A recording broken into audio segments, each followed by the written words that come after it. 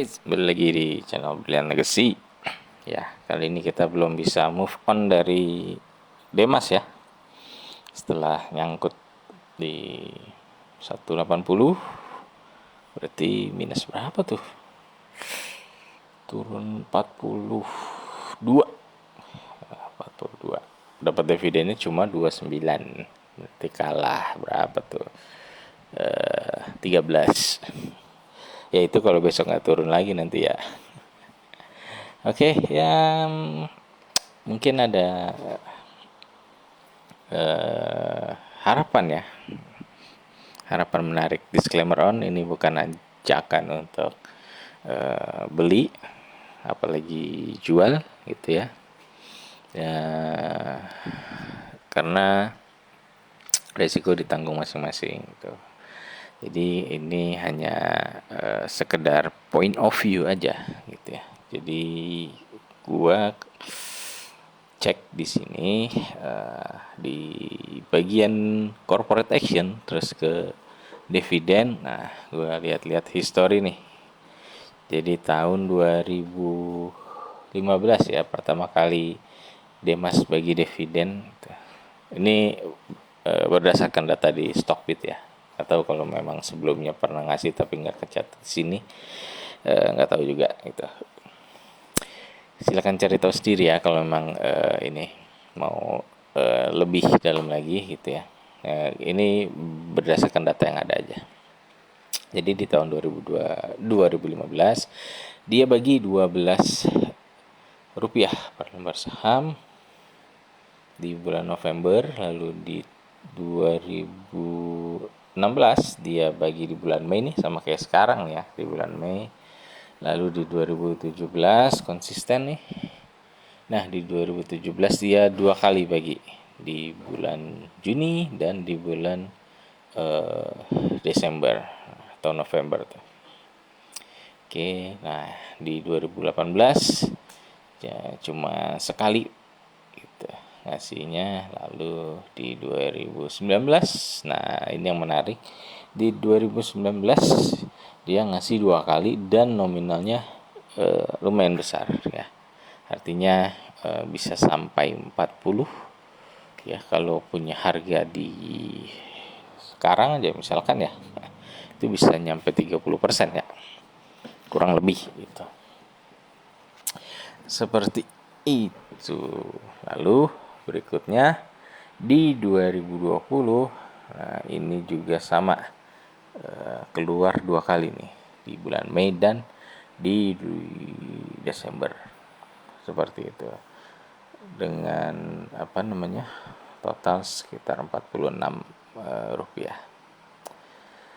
Di 2021 dua kali tapi tidak terlalu besar gitu ya, malah kalah lah sama dividen kita di tahun ini ya gitu.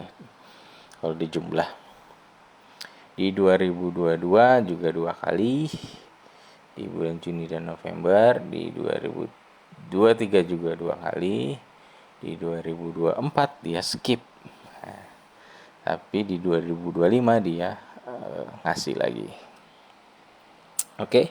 Nah, yang menarik tadi kalau kalian perhatikan ya, perhatikan di sini ada dua kali dia 2019 dan 2020. Dua kali ngasih dan nominalnya lumayan besar menurut gua. Seperti itu. Nah, mari kita cek gitu ya perbandingannya dengan cuan dia di tahun tersebut. Oke. Jadi di sini kita lihat ya. Net income dia paling ujung, oke, paling ujung 2016.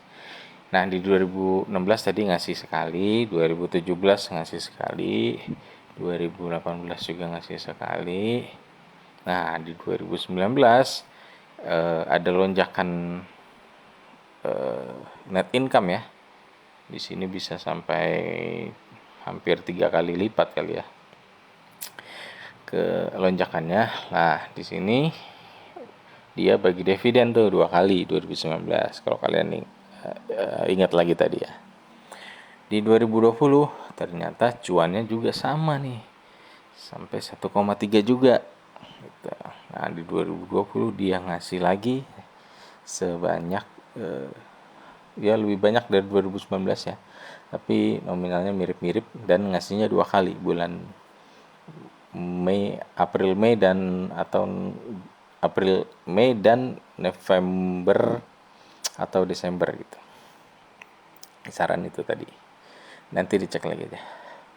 Nah, di 2021 turun gitu, tapi dia tetap tuh konsisten bagi dividen 2 kali ya. Cuman nominalnya langsung turun drastis ya.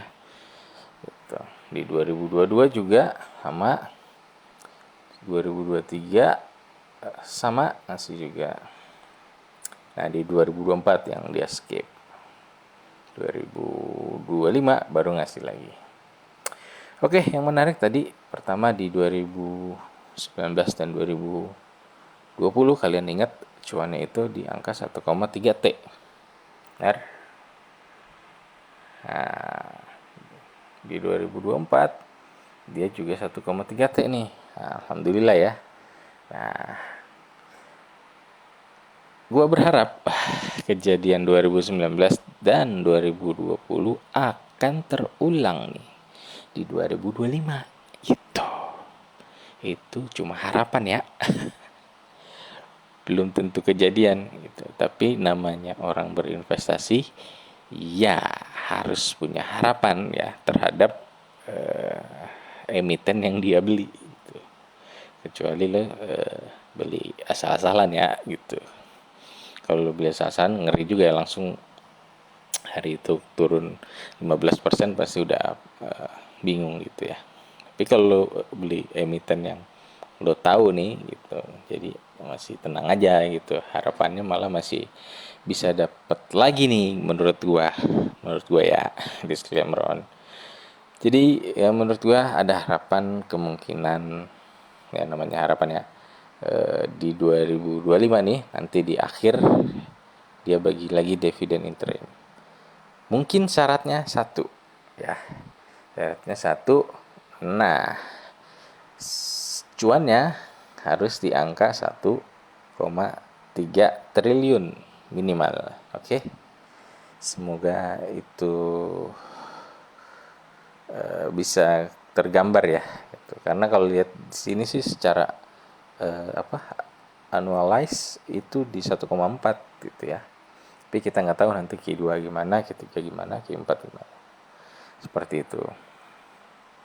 Nah, kalau di Q2 misalkan ada cuannya membaik gitu, nah itu akan jadi katalis positif juga, apalagi kalau di kuartal 3-nya juga membaik, akan jadi eh, apa namanya positif juga ya, karena biasanya dividen yang dibagikan di apa namanya di akhir tahun biasanya itu dividen interim ya, artinya dividen yang diambil cuannya cuan dividen yang diambil dari cuan tahun berjalan, biasanya seperti itu.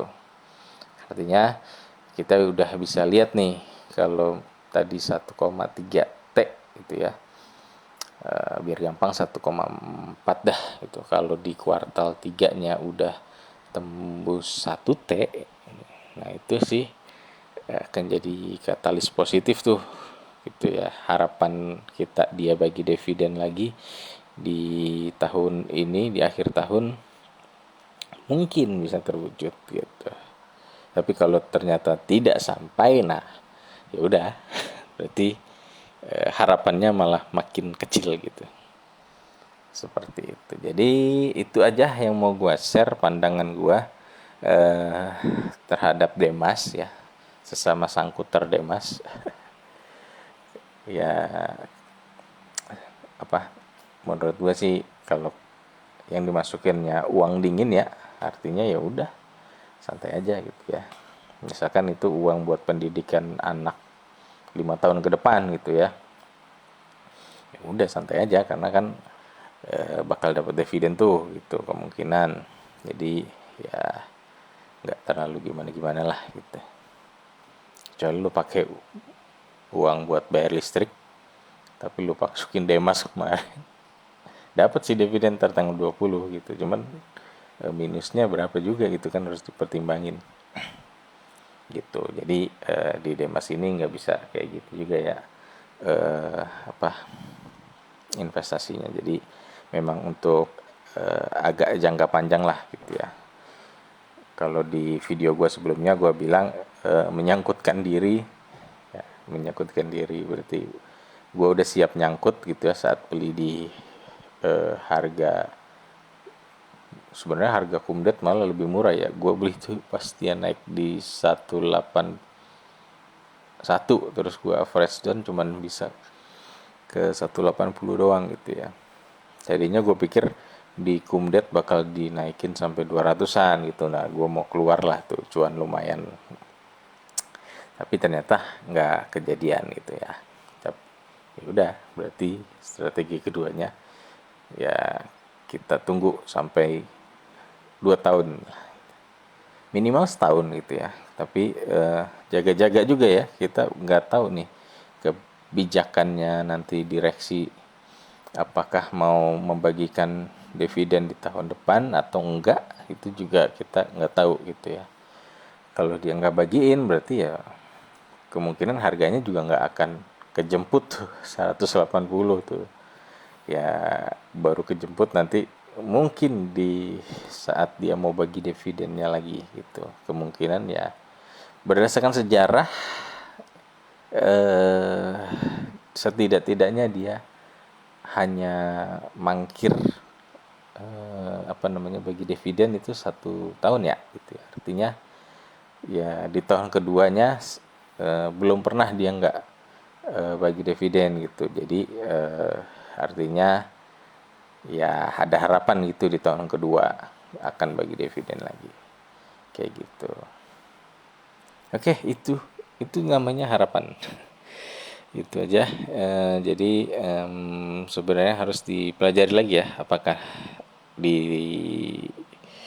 2000 di 2 tahun ke depan dia masih akan menguntungkan. Itu juga kalian harus cek lagi gitu ya. Karena kalau tadi gue bilang kan kemungkinan dia di 2027 gitu ya. Kalau misalkan 2026-nya nggak ngasih, 2027-nya kemungkinan ngasih, nah itu juga baru apa namanya, analisa gue lah gitu, harapan gue. Tapi kalau ternyata nggak kejadian gitu, malah rugi, nah itu bisa juga gitu kan, kita nggak tahu ke depan gimana nih prospeknya Demas. Jadi kalian harus pelajarin lagi sih gitu kalau emang mau masuk ke saham. Oke, mungkin itu aja yang mau gue share. Ush, terlalu panjang juga sampai 13 menit. Oke, itu aja ya, semoga bermanfaat. Thank you.